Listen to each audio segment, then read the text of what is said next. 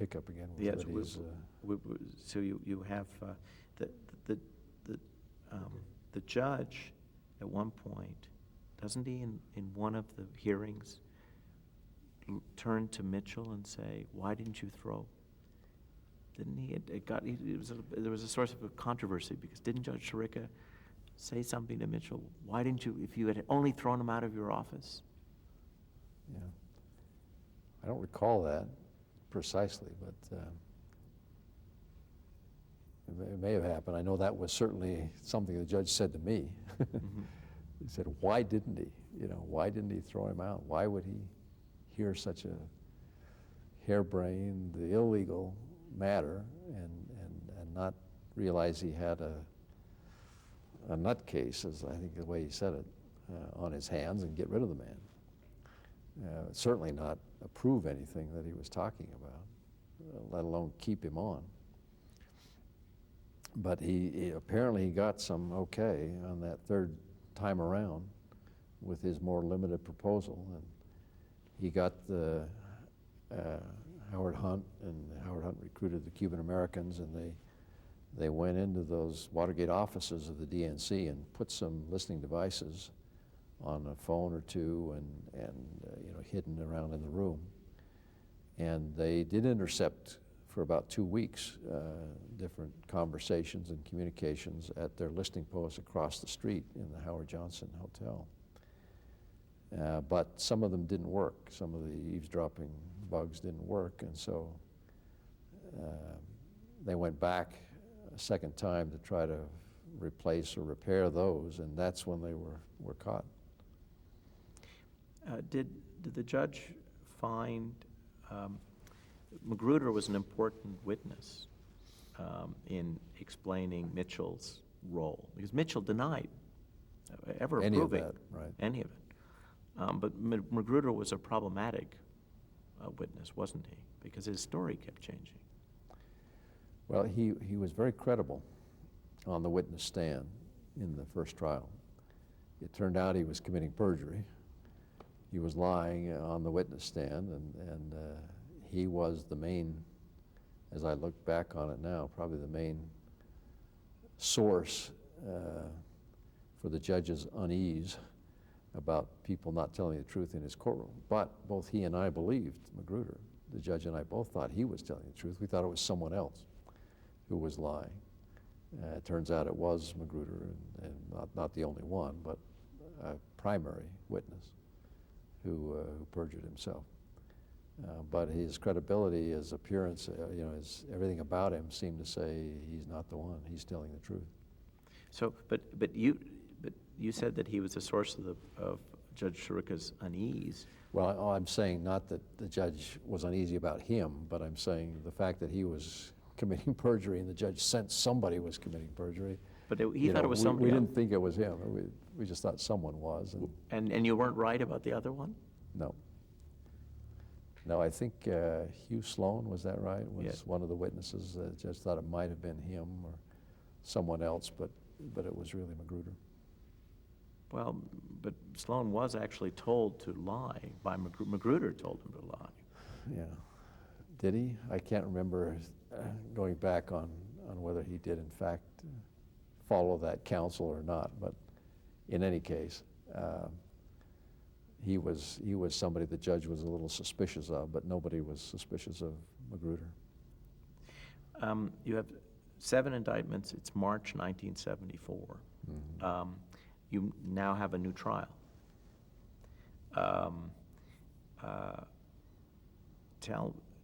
The goal now of the new trial is the cover-up, right? It's to determine the extent to which there was obstruction of justice. Mm-hmm. Or to prosecute those who had been party to it. The president is not on trial, but he's unindicted. Are you told that he's an unindicted co-conspirator? Not until the subpoena for the new tapes, a new subpoena for additional tapes comes up. And in the argument surrounding those, the legal argument back and forth and relevance and so forth, assertions of privilege again and so on. In the end, Jaworski asked for an in-camera discussion with all the parties, but not in a public courtroom setting. And it's there he reveals that the grand jury has cited Nixon as an unindicted co-conspirator. They felt he was part of it. He had committed the crime of obstruction of justice. He should have been tried, so to speak, with the others, but they doubted whether there was a big question as to whether a sitting president could be indicted. So they left it that way. Jaworski said, we really didn't confront the issue. We're just going to go forward. But he was a party to what went on according to our allegations and the investigation. Therefore, these tapes are relevant and an assertion of privilege can't apply. Now, the fact that you were allowed to listen to the first batch, was that information usable? What you heard on the tapes back in October, I guess it was November, right. Was that information provided to the prosecutors? Yes, yes. Copies. In other words, the relevant portions were provided to the special prosecutor's office. What we did was I marked on the counter of the recorder where the conversation that was relevant to Watergate began and where it ended. And then I would, I forget who we had copying them for us, but someone who was expert in preparing the copies. And I would tell them where to start the tape. Nobody was listening to it. They couldn't hear it. But I'd say start here, stop there. So I was present while they would copy it, and they'd prepare that reel, and then the judge had it delivered to the special prosecutor's office. They then prepared transcripts from the copies and used some excerpts in the trial, the cover-up trial later, but to play them to the jury. But so if in a sense, the veil of executive privilege had been pierced right. already. Right. What was the basis for this new opposition? It was the same. I mean, it was basically asserting again that I don't think the national security issue was raised this time, but just, again, the privilege of the president being able to communicate freely with his aides. And what he was saying basically was, I was not a party to it, even if they were. It's my privilege. If they were committing a crime, so be it, but I can assert the privilege to protect the presidency from disclosing this. And Jaworski said, wait a minute, he was part of it. He was an unindicted co-conspirator, therefore that claim of privilege goes out the window as well. In April, the White House provides transcripts right. of tapes, including the tapes you've listened to. Right. Characterize for us, please, the White House transcripts of what you'd listened to. Pretty poor on balance. They disclosed a great deal, but they were not thorough and left out the most damning parts or fuzzed them over. So they were really not an adequate substitute. Please tell us about your decision to send information, the so-called bulging briefcase, over to the Judiciary Committee. I mean the judge's decision, not yours, but the court's decision. Well, the impeachment committee in the House had been in business for some time, if you will, if you can say it that way, considering articles of impeachment, but hadn't gotten very far because they lacked much in the way of evidence. I don't know, frankly, now looking back, how it came up, whether they requested information the grand jury had heard or whether the prosecutor offered it to them, but there was a request for the evidence that was in the possession of the grand jury to be sent to the impeachment committee. And we researched that, determined that a grand jury could issue a report separate from any indictments, a report that could be made public. And so that was prepared in the form of a report, put into a briefcase with the paper, the tapes, and everything related to it. as backup material, and the judge signed the order authorizing it to go up to the impeachment committee.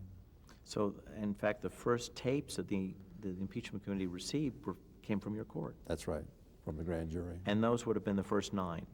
Those were those Right. sections from the first 9 tapes. Exactly, exactly.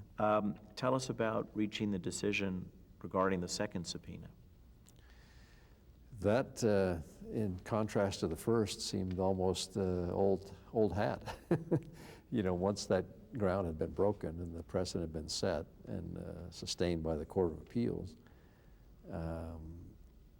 it was kind of odd how quickly that became so so non-precedential, if you could say it that way. And so the judge simply entered a written order, didn't bother to do an extended opinion as he had in the first case, knowing that it would be appealed in any case. So he just said, we issue the subpoena and it can go. And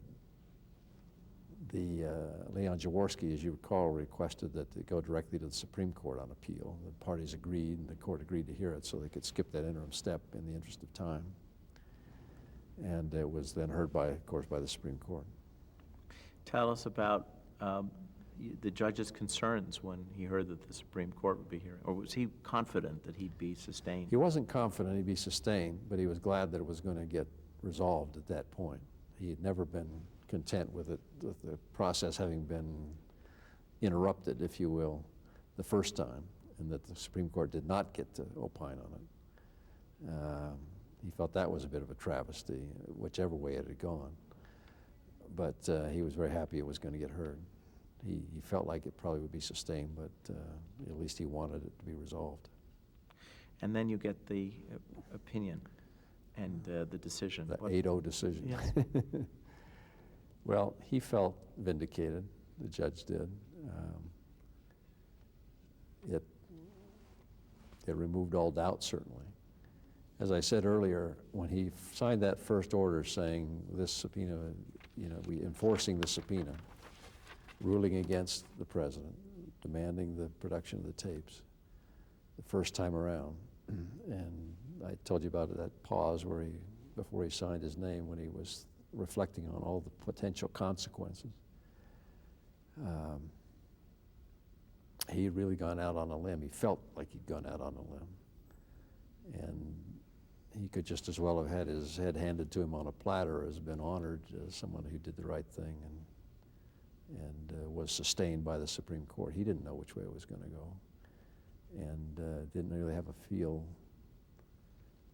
even the second time around that for sure that his position would be sustained, but it was a tremendous vindication for him in his mind. To say, I did what I felt was right.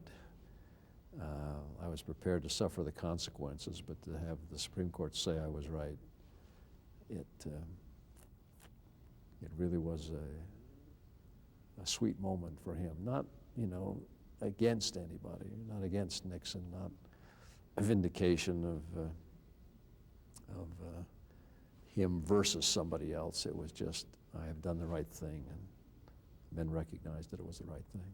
Was he the kind of person to celebrate?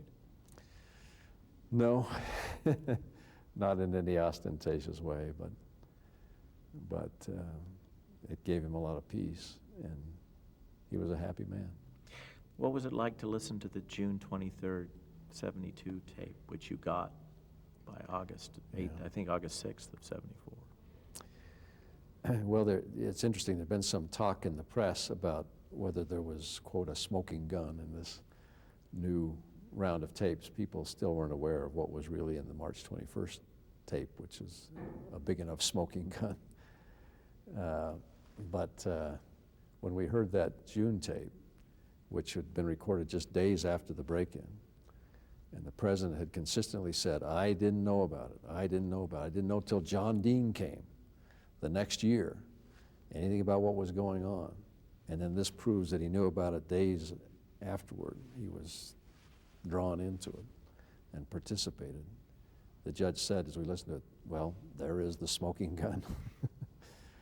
And at that point, I think we both realized it was a matter of time before he would either be impeached or resign. And was that, did you also have to go through these tapes and choose the sections that were relevant? And those are... Right. It was the same process. But that became public this time. I guess it was because of the Judiciary Committee. Because the June 23rd tape became... Yeah, they, I forget who released that, but it did become public very quickly, and it was never released out of the court. The judge again did the same thing. We made copies of what was relevant. We gave it to the special prosecutor. There was nothing directly released to the public from his court, but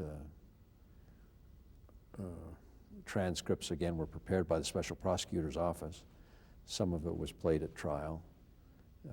Transcripts ended up,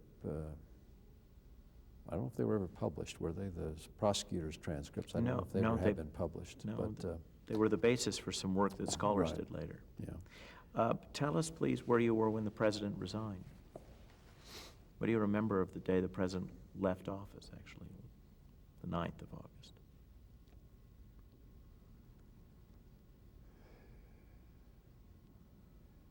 You'd think I would remember that very clearly, like you do seminal moments of that kind. But I'm not entirely clear. As I recall, we did see it on television in the judge's chambers, or somewhere in the courtroom building there. Nobody was celebrating. You know, it was just a sad day, very sad day. There was some sense of relief, I think, with some, and Gerald Ford came in and saying, you know, our long national nightmare is over, and people felt that way. We felt a little bit that way, but there was no celebration. Oh, I can imagine. Were you still clerking for the judge when the pardon happened? Yes, yeah. I stayed with him to the very end of 1974. My replacement, Lynn Wardle, came in the fall of that year, so we overlapped for several months, and then I, in 75, went off to my long-delayed active duty with the Army. But yeah, we were there at the time of the pardon. What did the judge think of the pardon? He was ambivalent about it. He could see the pros and the cons. In the end, I think over the next little bit, though, he felt it was wrong. I don't know where I come down on it even today, but he came around to the position after a few weeks that it was the wrong thing.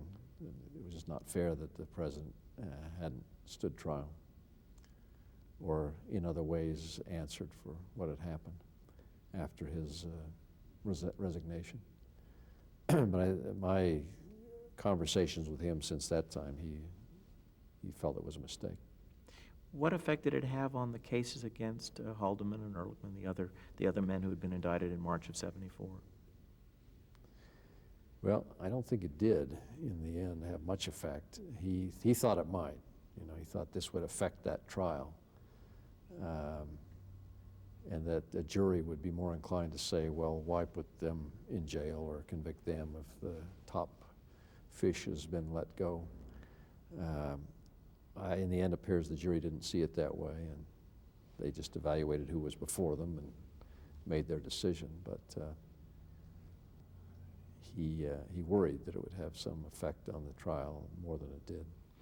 Did the second grand jury, the one that looked at the IT&T issue and the milk fund, did it lead to a trial? Was the John Connolly trial what came out of that second grand jury?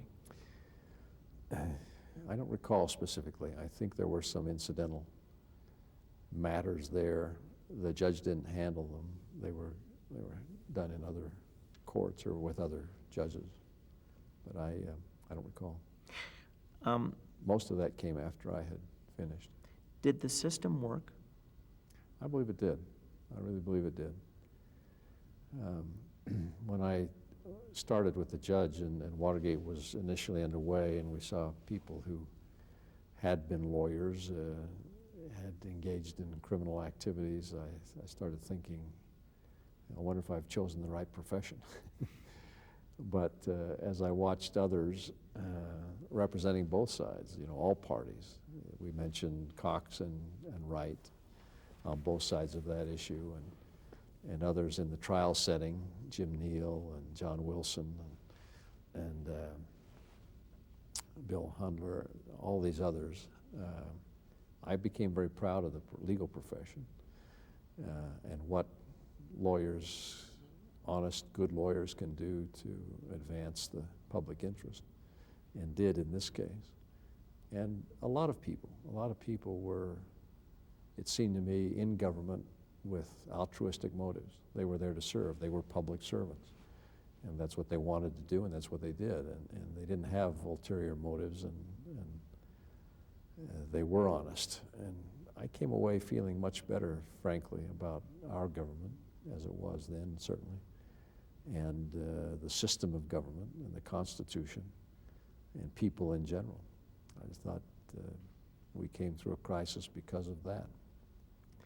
The president, some of his supporters argued that it was a very partisan time. It was. There's no question.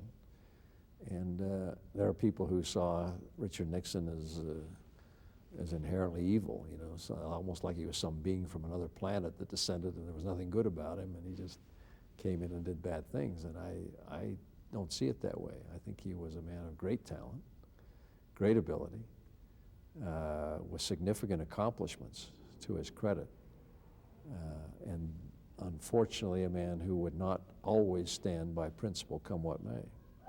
And this unfortunately caused what could have been a tremendous record of achievement to be blackened with this resignation that there was no alternative to when it all came down to it. I remember one phone conversation on tape. We were looking for this Watergate conversation on the White House phone line. And so we had to just search back and forth through these reels. We had the agenda of the day, what had happened, and we were locating where we were in that point and where we needed to get to. And I put on the tape and we're listening, and the secretary says, "Mr. President, it's Julie." And he picks it up. "Hi, Julie. Hi, Dad." You know, well, obviously this isn't it, so we stopped and then moved the tape forward. But in that brief little exchange, I thought, you know, here's a dad. Here's a common man with a daughter, and he loves his daughter, and she loves her father, and he's a real person, and many wonderful qualities. It just all kind of came through in the inflection of the voices and the feeling that came through in that brief conversation. I think he was basically a decent man with a lot of ability, and he just failed to say, come what may, we're going to be honest about this, let the chips fall where they may. I think he was trying to protect John Mitchell initially as a friend, and that just led him on one step after another, and he never had the courage to say, stop, this is wrong, no more. We'll suffer what we have to suffer, but we're not going to do this. And if he'd only had the courage to say that at many different points along the way, he would have finished his term and I think gone out with a lot of respect, much more than he ended up with. But he's not, you know, there are people who felt like he never did anything right and he was just a bad man. I don't see that. I don't see that. How credible in the court were Haldeman and Ehrlichman? Quite credible, very credible. They did represented themselves well as witnesses. And Haldeman particularly was very friendly. He was anything but the kind of bulldog or pit bull he'd been portrayed as in the White House, and maybe he was that way there, but in the courtroom he was a very pleasant person. How do you think they got mixed up in criminal activity? I think it was just that reaction of trying to protect the president and maybe their own positions. I think the feeling initially was, look, this is a small thing, nobody got hurt, nothing of value was ever intercepted or taken. It should just blow over. You know, the press will make a big deal out of this and it doesn't deserve any attention really. If we can do this little thing, that'll get rid of it. And I don't think they saw it as a major issue initially, and it wasn't. If they'd said no at that point, I think there would have been some criticism and it would have blown over. We're not going to cover it up. It would have been a footnote in history. But it became big because they kept doing more and more to cover it up, and greater steps in the process of obstructing justice, and so it ended. Besides changing your life, what role do you think the existence of tapes had in shaping how this all came out?